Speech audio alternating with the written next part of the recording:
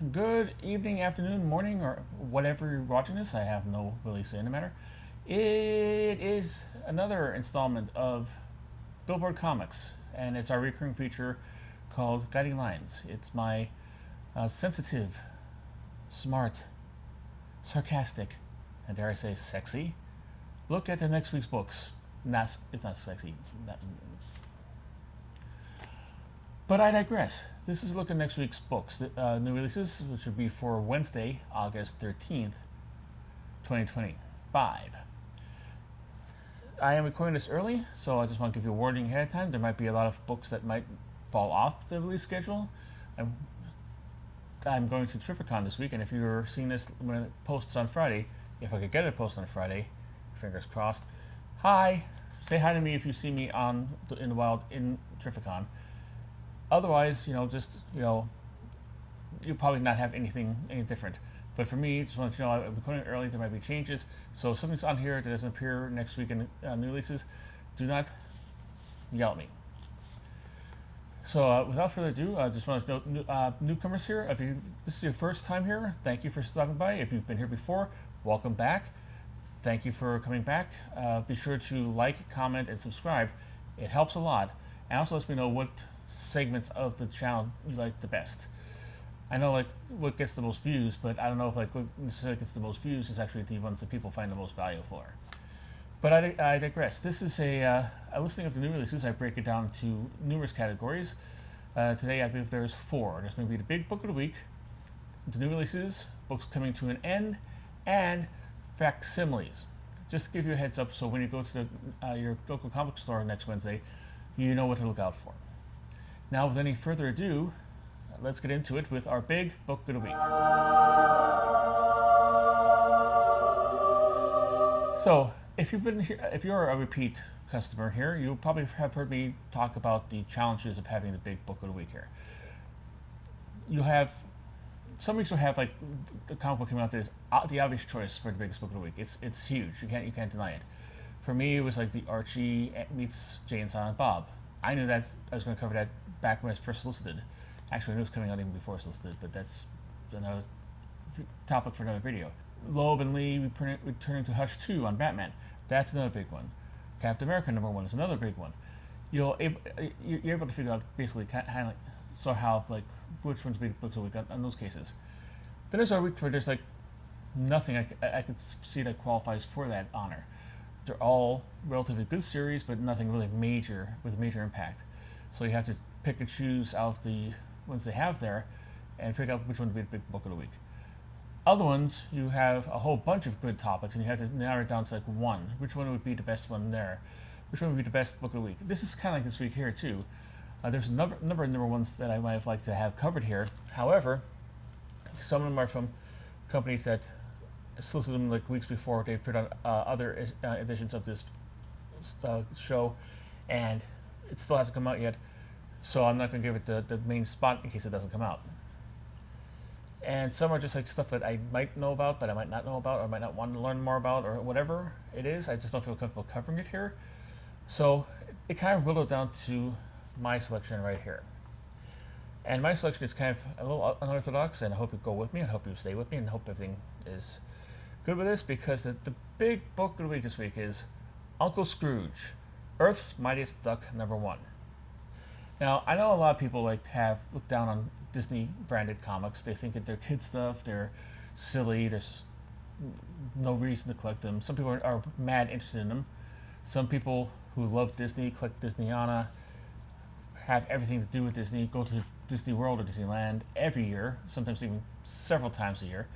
So there's a whole wide spectrum of people who might be attracted to this segment, or might just have already clicked off here. And if that case is goodbye, I didn't want you to hang around anyway. I kid, I did want to hang around with me, and it hurts my feelings. But I digress. The reason why I picked this is because I consider Uncle Scrooge a very, very, very interesting character in the whole realm of Disney characters.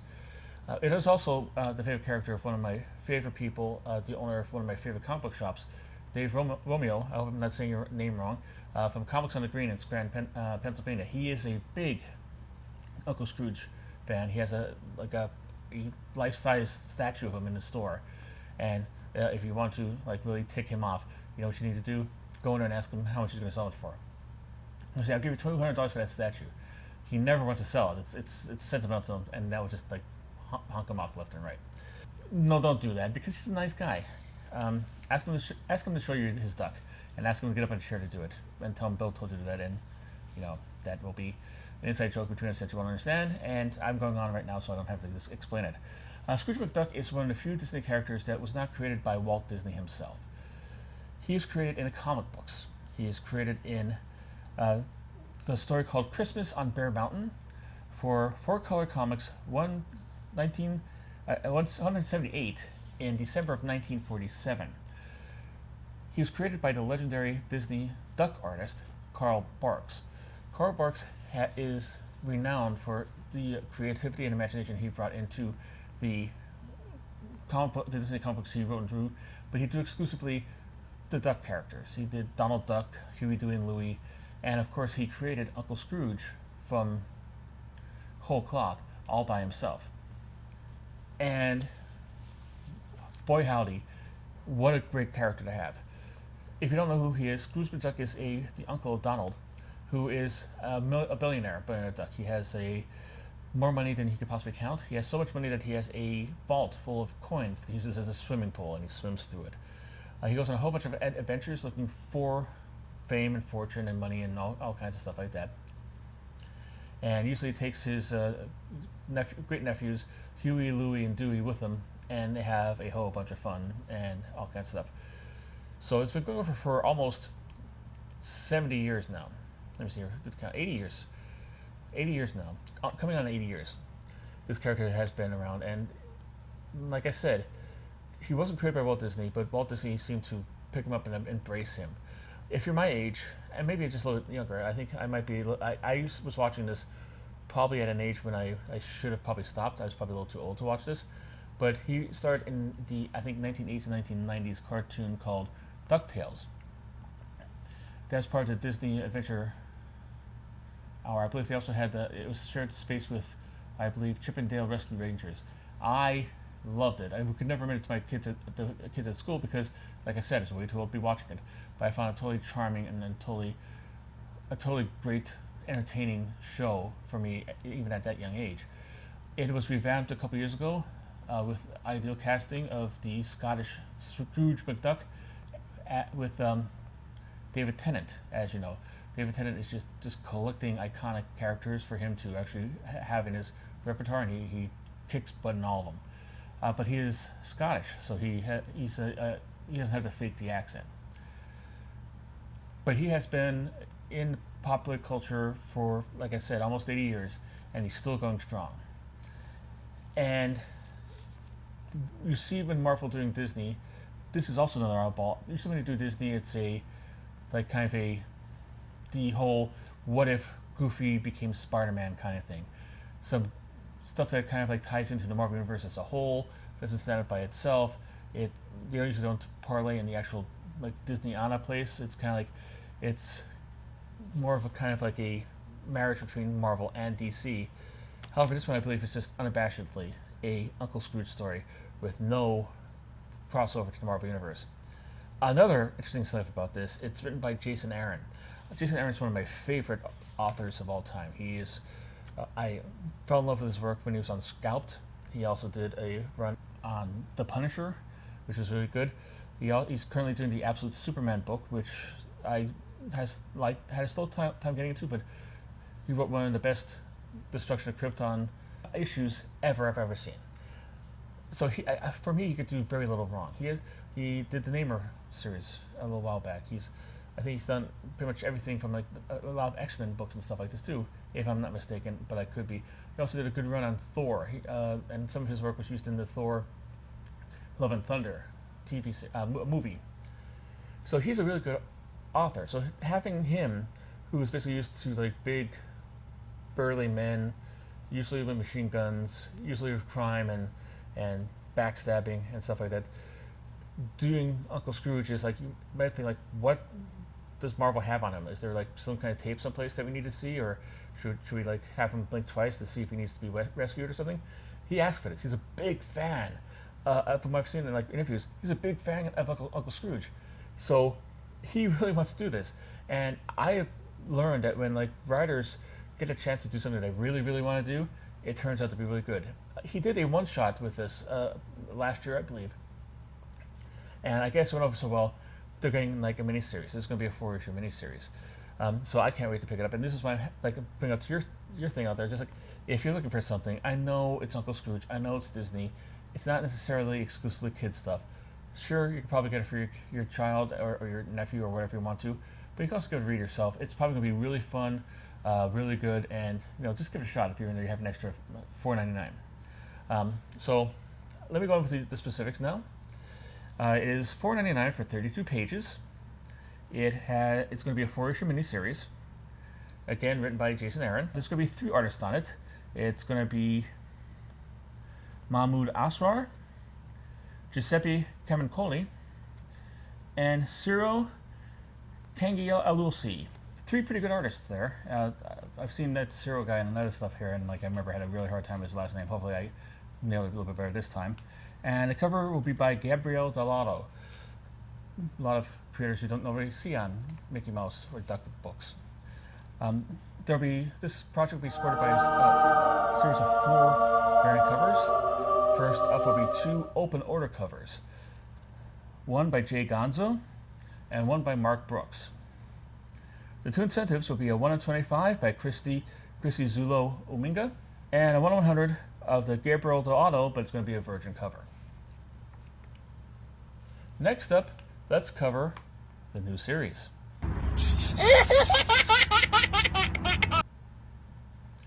Alright, we're going to stay with Marvel because they have a number of new series coming out. Looks like it's going to be like, basically, series is probably the wrong word about it. There is going to be 2 series. One is going to be miniseries, one is going to be is going to be a one-shot, but it's part of a series. I'll tell you when I get to it. First off, it's going to be Predator Kills the Marvel Universe #1. Poor Marvel Universe. They just got done by being killed by Deadpool one last time, last week, and now they're all better. They've come back, they took their Phoenix down, they're back, and now they're going to be killed by the Predator. They just can't find any luck. And this is after like the Predator ran on against Spider-Man and Kraven and seemed to be, I don't know. I'm trying to make a joke there, never mind. I'm just going with this. It's going to be $5.99 for 32 pages, 5-issue series, written by Benjamin Percy, art by Marcelo Ferreira and Daniel Picotto. The colors will be by Frank D'Armata, and the cover will be by Leno Francis Yu. There will be 4 open order variants for this one. Corey Smith, Hunting the Hunters variant. Dan Panosian has a variant. Gabriel Dell'Otto has a variant. And Michelle Bandini foil variant. There will also be 2 incentives.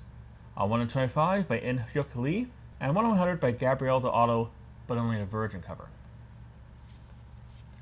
Next up is Bring on the Bad Guys Red Skull #1. This is, of course, the one-shot I'm talking about, but it's actually number 5 of 7 Bring on the Bad Guys one-shots with various villains from the Marvel Universe. It'll be $4.99 for 32 pages. It'll be a one-shot. It will have 2 stories in it. The first story will be by Stephanie Phillips and Tommaso Bianchi on art, and the covers will be by Romulo Fajardo Jr. When I get all my information from the League of Comic Geeks website, I find it an invaluable resource, and they have a whole bunch of options on their website. I am going to cover a little bit about like you track your collection on there. I'm going to do a video on that coming up soon, probably next couple months. I am really ahead on stuff, but it is a very good stuff. But they had to have an active and very vocal comment section. Every time I'm going there, I see comments. One person said, "Oh, done by that legendary Captain America and Red Skull writer Stephanie Phillips." I happen to like everything I've read of Stephanie Phillips. I don't think she's a bad art writer. However, some people are very territorial about their comics and their characters and all that jazz. So take it as you will. I'm curious to see this. I'm not getting the whole series at all, so I won't know if it's good or bad. But don't be dissing on people just because they put the wrong set of equipment, if you will. be nice, be kind, give them the benefit of the doubt, and if not, just don't buy it. That shouldn't be that hard. The second story, however, might get all you He-Man Woman Hater Club back on. It'll be done by Mark Guggenheim, art by Michael Sta Maria, and colors by Dono Sanchez Almara. The cover for the issue would be done by Lee Bermejo, who has been done covers for all the issues in this series. There'll be 4 open order books, one by Andrea Sorrentino, one by Miguel Mercado. There'll be a Mirka Andolfo Sister Sorrow variant. I think that's the main protagonist who is the thread through all the one-shots. If I'm not mistaken, and I could be. And a Todd Knock Iconic variant. There'll be 2 incentives. A 125 Justin Mason Nuff Said variant, and a 150 Mirka Andolfo Sister Sorrow Virgin. It's the version of the cover that was the open order. Next up, Amp Comics. Once again, up close to the top of the list, because for the same reason they had 2 number 1s coming out, but only one I'm covering now. The other one you have to wait for, because I already covered it in another installment of this. The new number 1 is Black Demon Tales, Mechanica number 1. $4.99 for 24 pages, and it's going to be a one-shot. It'll be written by Hector Rodriguez III, art by Vincenzo Sansone, colors by Guillermo Villarreal, and the cover will be by Hugo Petrus. There'll be 1 incentive cover for this, a cover B, a 1 in 10 by Hector Rodriguez III. Next up, we're moving on to Alien Comics, and Alien Comics seems to be the new home to the Variant universe. So it's going to be a variant comic. It's going to be Variant Beyond, Bloodshot number 1. $4.99 for 25 pages. Okay. It's bad enough that we have pretty much across every line, everywhere, moved from a $3.99 base price for a comic book to $4.99. But keep the pages as 32 pages. You know, why don't you just charge $5 million and give us 2 pages of story? If you're going to do that. Why? Why would it, like, if I'm on a budget and I'm thinking like, wow, I really like Bloodshot, I really get the most bang for my buck. Should I go this, or should I maybe try the Uncle Scrooge book? You get more bang for your buck that way. So don't buy this. Don't buy it. I'm mad at them. And that and 50 cents will get them a cup of coffee. Not even that, because coffee costs more than that. But I digress. $4.99 for 26 pages, 3-issue series. At least I think it's 3 issues. This is the first arc is going to be 3 issues. I've only seen 3 issues solicited. I don't know. Like I said, they didn't say specifically it's going to be ongoing or a miniseries. That's the way things are now.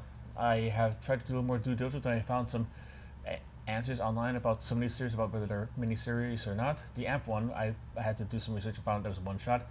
So it might be a 3-issue miniseries, or the first arc might be 3 issues, and then it'll come into a new storyline with issue 4. Who knows? Life is full of surprises, and Alien Books is trying to contribute to that. The writing will be by Mauro Mantella. The art will be by Fernando Hines Furukawa. He has 3 names of 3 different nationalities in his name. And that is awesomely cool. That's America right there. And the cover will be by Rodolfo Migliari. There'll be 6 other covers. Cover B by Nahuel Gregg. It'll be wraparound. Cover C will be by Dennis Colero. It's going to be a connecting cover. I believe he might be doing variant covers for all the series. Cover D will be Fernando Hines Furukawa variant. Cover E will be a Rodolfo Migliari Virgin variant. Cover F will be a Nahuel Grego wraparound Virgin. And cover F will be a Dennis Colero connecting Virgin cover. Boom!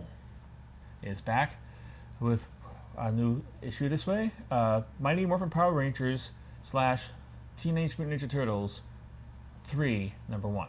This is the 3rd miniseries teaming up the 2 characters. And it looks like a co-publication between Boom and IDW, who holds the license for TMT. It'll be $4.99 for 24 pages. I know licensed books cost you more than that, but if you can't give a full 32 pages, don't pick it. I mean, this is 8 pages less than you'd normally get for the same price at Marvel or DC. Don't buy this one either. 24 pages for 5, and then it's going to be a 5-issue series. So don't buy any of the 5 issues. I don't care if you love the writer Ryan Abbott, or you're the brother of the artist Vincenzo Federici, or you are a next door neighbor of the cover artist Alessio Zano. Just leave it go. And especially don't. One thing I love about Boom is that Boom, like I said, like I probably called up like people who run Diamond. Hey guys, I know you're having a hard time. We feel for you. We're hoping you pull through. We're doing this. I just want you to know. I know you usually are the bastion of having. Listen, I know you guys usually have a truckload of variant covers. And I know at times I might not be able to do this. Don't worry about it. We are going to take up the onus there of getting at least 15 variant covers for this Fakakta Power Rangers Mutant Ninja Turtles matchup. There'll be 7 open orders. Cover B by Dan Mora. Cover C by Tula Lotte, Boom 20th Anniversary variant.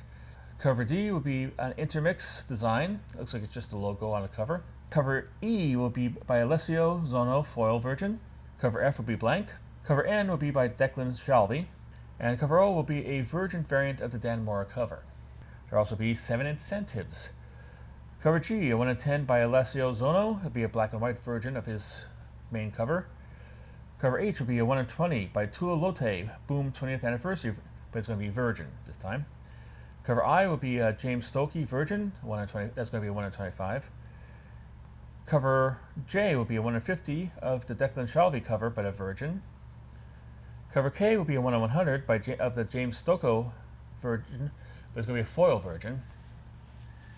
And cover L will be a 1 in 200 Paulina Ganicho Virgin. Cover M will be a 1 in 300 Mateus Santoluoco Virgin. And it'll be 1 retailer exclusive. Prime Collectibles, Afshan Comics, Carlos M. Velez, Connecting Virgin variant cover. Next, we're going to go on to Crusade Comics. This is, and I've heard this on this segment before. I believe this is the arm of Billy Tucci, because what is being published this week is Shy Sakura #1. Shy is a character that Tucci created back in the 90s. I've never really read it. I have some in my collection. I haven't gone around to read them yet. I always get confused with David Mack's creator-owned character, Kabuki. They're both Asian women who are kind of like involved in kind of mysteries and stuff like this. But this is his character. He is doing the art on this. He's one of the artists on this, but he's not doing everything on it, which is kind of weird. This will cost you $5.99 for 32 pages. Not much better than $4.99 for 24, but it is what it is. It's going to be a 2-issue series. Writing will be by Stephen Peros. Art will be by Tucci and Gordinio Lima. And the cover will be by Kenneth Rockford. And there'll be one other cover, a cover by Jeff Chapman. And I don't know why Billy Tucci's not doing a cover, because he's a really great artist. But I guess sure he has his reasons. Next up, Dark Horse. We have another installment in Kevin Smith's Quick Stops series. It's going to be the 3rd volume of that, and the first issue of the 3rd volume. It'll be $4.99 for 32 pages, and it's going to be a 4-issue miniseries. Written, of course, as all these are, by Kevin Smith himself. Art will be by John Springelmeyer, and Springelmeyer will also do the lettering and the cover for it. The cover is going to be a homage to Michael Aldred's work. And I believe he did the artwork in the movie, like some of the artwork for the. If you don't know what Chasing Amy is, this is going to be based on the movie Chasing Amy. And I thought there's already an adaptation about this before. Shows you what kind of Kevin Smith fan I am. It wasn't. There's a Chasing Dogma, which kind of like bridged the gap between Chasing Amy and Dogma, but there was never anyone devoted to Chasing Amy. But Chasing Amy took place in the world of comic books. It involved like a bunch of comic book creators falling in love, and one was a lesbian, and she kind of probably fell in love with a man, but it got messy. And it's a really great movie. Arguably, people might say it's Kevin Smith's best movie. I wouldn't know about that. I'm a really big fan of Clerks, and also a really big fan of Red State. Very surprisingly good.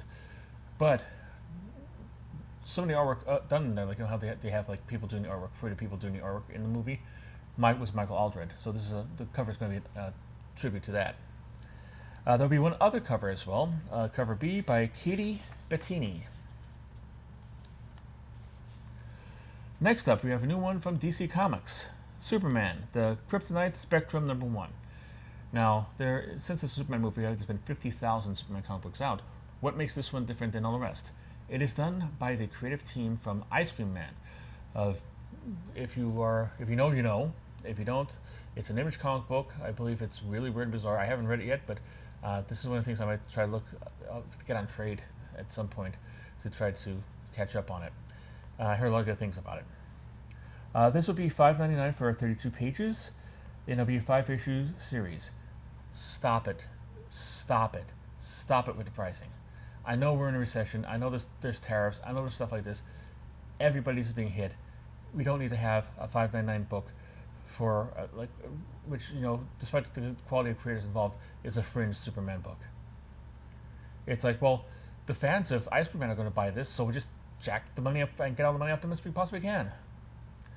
You should be ashamed of yourself, DC Comics, for a lot of reasons, but not just that. Written by W. Maxwell Prince. Art by Martin Morazzo. Colors by Chris O'Halloran. Letters by Good Old Neon. That's not me being silly or being loquacious or anything like that.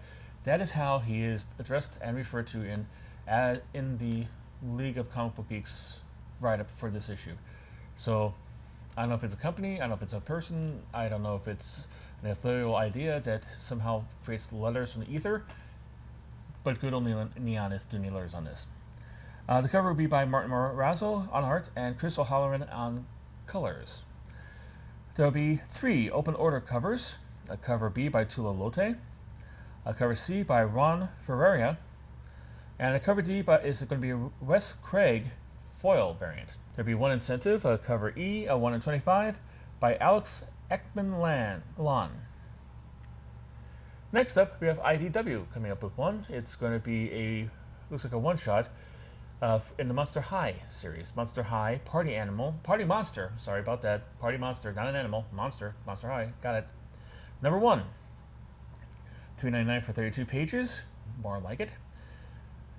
It'll be written by Heather Noller, art by Kelly Riley, letters by Ching Ya Qian, and the cover will be by Tetsuko Tomo.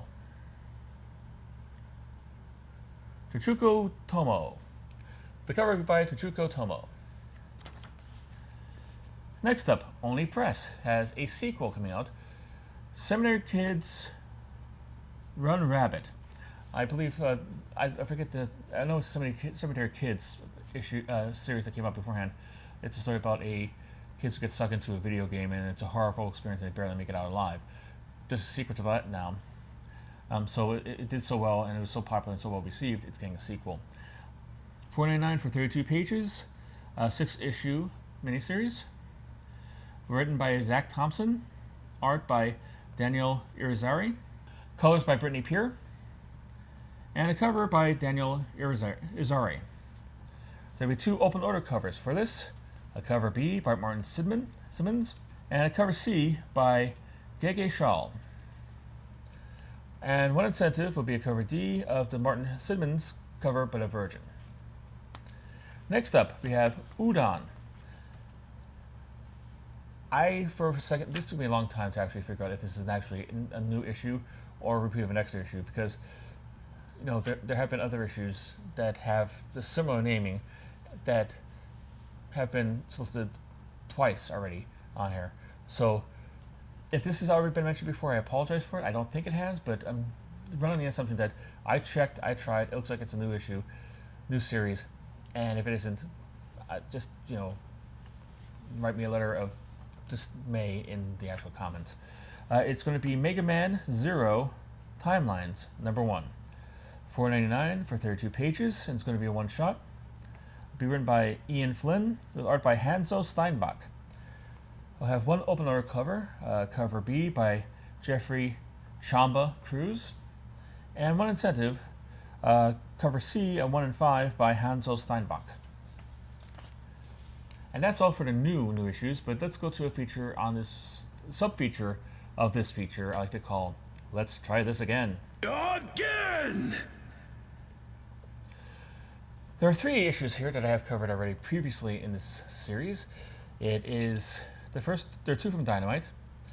Space Ghost #1 and the Powerpuff Girls Supervillain Summer Spectacular #1. I covered both these on 726. If you want to check out what I said about them, you could go back to that episode and just fiddle through and try to get to it. I do have one to say, we're pulling for you, Dynamite. I think everybody in the comic book industry, in the comic book world, and collecting hobby is pulling for you, Dynamite. But it makes it hard for you to actually pull for you if you don't bring out the comic books when it's listed. Especially considering you just did a carpet bombing of comic books over the last couple of weeks, where you had 500 issues and duplicate issues of the same series coming out the same week. I know you need the money, and I know you have to get it from us somehow, but we can't give you the money if you don't bring out the product. The third one is, again, by Amp Comics. It's going to be Love Struck, which would be had a #1 issue last week. I covered it on the 8/6, which was last week's issue, so I guess Amp is putting up 2 issues every week, and one will be delayed to next week, so next week we'll be covering the Mechanica one, and this one will be, finally delivered. Alright, that's enough snark for that one. Next, let's move on to the final issues of the week.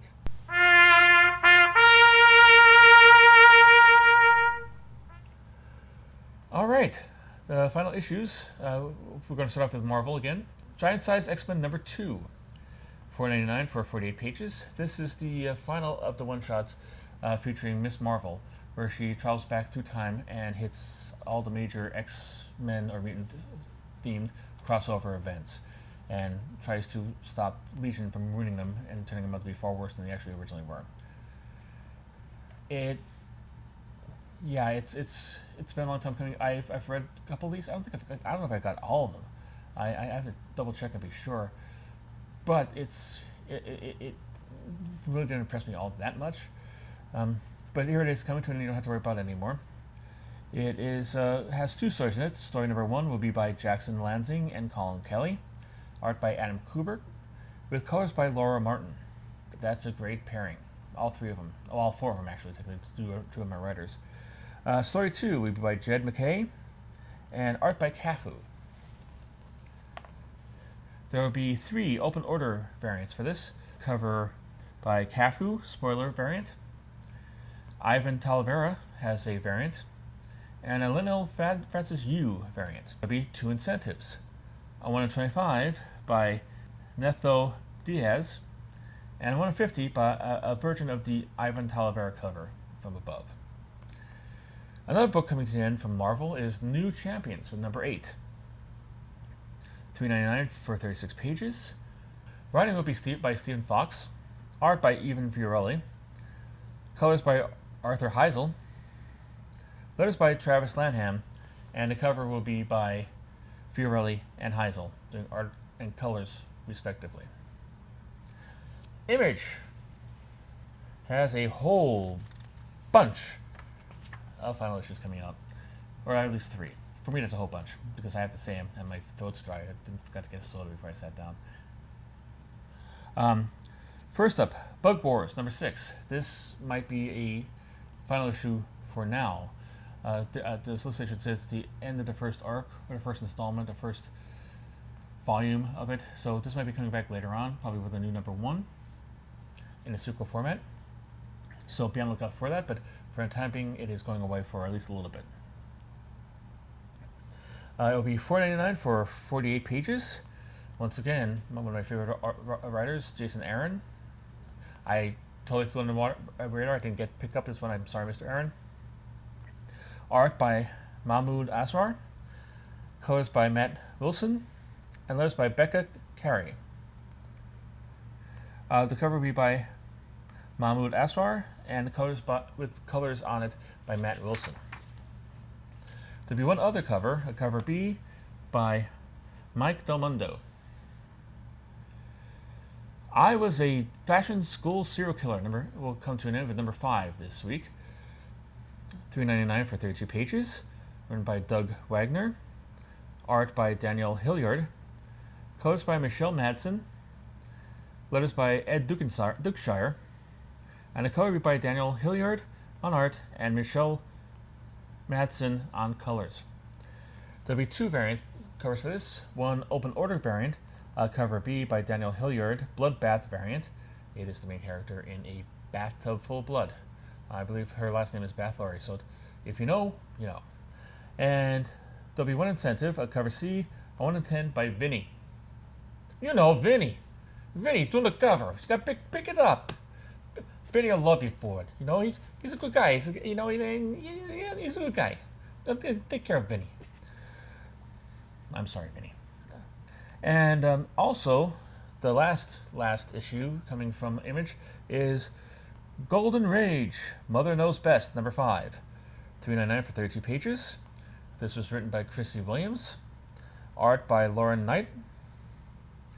Colors by Sophie Dodgson. Letters by Becca Carey. And the cover will be by Lauren Knight. There'll be one other cover for this, a cover B by Rachel Stott.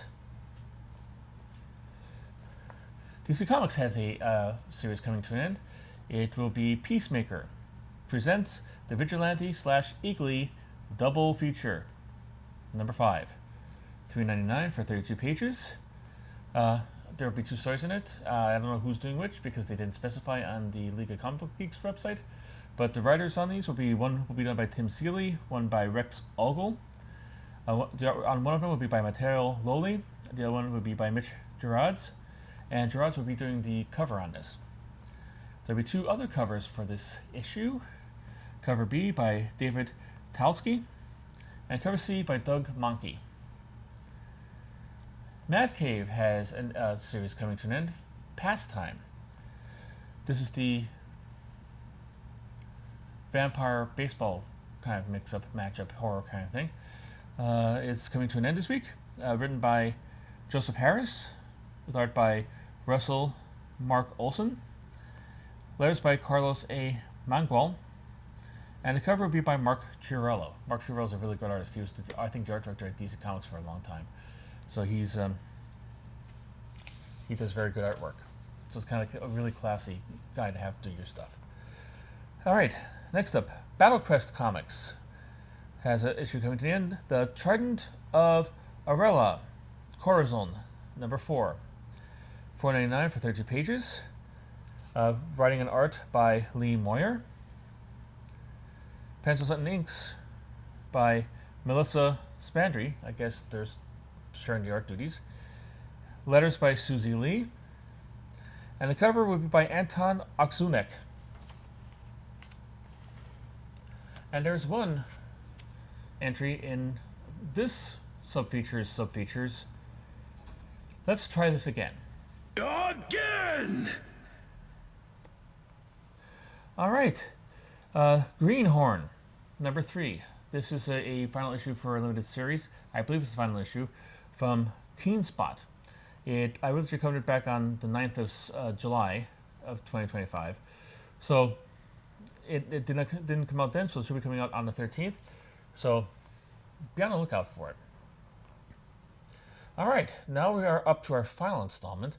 This is one of our fastest installments of this. I can't wait to do the editing. It should be a breeze. I can't wait to do the editing. It should be a breeze. I can't do the breeze because the editing should be fun. I don't know. I think I'm having a stroke. Call the cops. Call the EMTs. Call Ghostbusters. All right, facsimiles. We have facsimiles from DC and Marvel this week. We're double dip. I'm going to start with DC first. DC is doing a variant, a facsimile for Batman, Harley Quinn, number 1. Once again, this is a Batman comic book with one of the most iconic covers ever. It's an Alex Ross cover with him as he actually uses himself as a model for the Joker, dancing with Harley Quinn on the cover. They actually referenced this in the first Suicide Squad movie, which everybody hated, but just for that, it can't be bad just for that aspect. It is a very iconic cover. So they're doing a facsimile of that and also a foil version of the original cover. And then they're doing 2 variants that don't involve like any kind of artwork from Alex Ross whatsoever. The third variant is going to be a 2025 Jason Geyer Superpowers variant. This is one like last week where they had for the Detective 880, they had Alex Subiak doing the cover and making it look like a toy, like the superpower toy, like would be hanging on a rack. This is a different one, but has a different artist and Harley Quinn as the action figure. Again, I understand that's collectible, and I guess everybody who gets it. But for me, the draw for this series is the artwork of Alex Ross on the cover. That's a great one. Even making less sense is they have a blank variant. Yes, ladies and gentlemen, I would like you to get this one and take it and save it for like New York Comic Con or Big Comic Con and go table to table. Get like 50 of them. Go table to table and ask the creators there to see if they could top Alex Ross's painting on this one with their drawing skills. I dare you to. Let me know in the comments how it works out too, because I don't know how it's going to work out. I don't think it's going to work out very well. But that's just me. All right, moving on to Marvel. Marvel, again, is proceeding with doing facsimiles of their Fantastic Four books, quasi in order. They did have like a jump ahead when the movie came out to cover the Galactus saga, like 48, 49, 50. But now going back and resuming with Fantastic Four number 8. It's going to have a facsimile, and it's going to have a foil cover. And as you know, I'm going to put up one cover for that because number one, the League of Comic Book Geeks doesn't put the foil up anyway. They don't really reproduce very well. You take a picture of it, it looks all black and muddy. So just imagine like the regular cover I posted a couple seconds ago, but foil. That's going to be cover. And Marvel is also doing another variant for this. It's going to be an incentive, 125 by Duali, a different cover for it, which, you know, like I said, it's you have the Kirby cover. Why would you need anything else? But some people like this, and you know, if you are one of them, congratulations. And I hope you don't take offense by what I said. And that's it for today. That's it for this week. Nice, really short one. And I hope I wasn't talking too fast. I guess because I don't know maybe why it's so. Maybe they're just taking pity on me because I'm going to a convention this weekend. Who knows? But anyhow, this is what'd you think of the list? What books are you most excited for? What books do you think are too hard on, too snarky? Do you like the snark? Do you like the sassy? Do you like, or just rather just have a straightforward, monotone reading of this stuff? Do you like the backstory, the research I did on the Uncle Scrooge, which I found interesting? Like, he was created in comic books, and then it was so good done by such a great creator that Disney decided to build properties around him, comic books and cartoons and stuff. I just love it. I love that whole thing. But I digress. Let me know in the comments. Start a discussion. We could have a whole bunch of talk about this. And please, if you made it this far, thank you very much. I really do appreciate it. I know a lot of these times, a lot of people don't go all the way through it, and that's okay. Sometimes I don't go through videos myself. I understand. But if you did, please subscribe. If you can't subscribe, just like it. It will let me know that you do like this program and that it is good, and it'll give me encouragement to keep this going. So, all right, well, that's it. That's all for now. I will be sure to see you next time. But until next time, keep on collecting.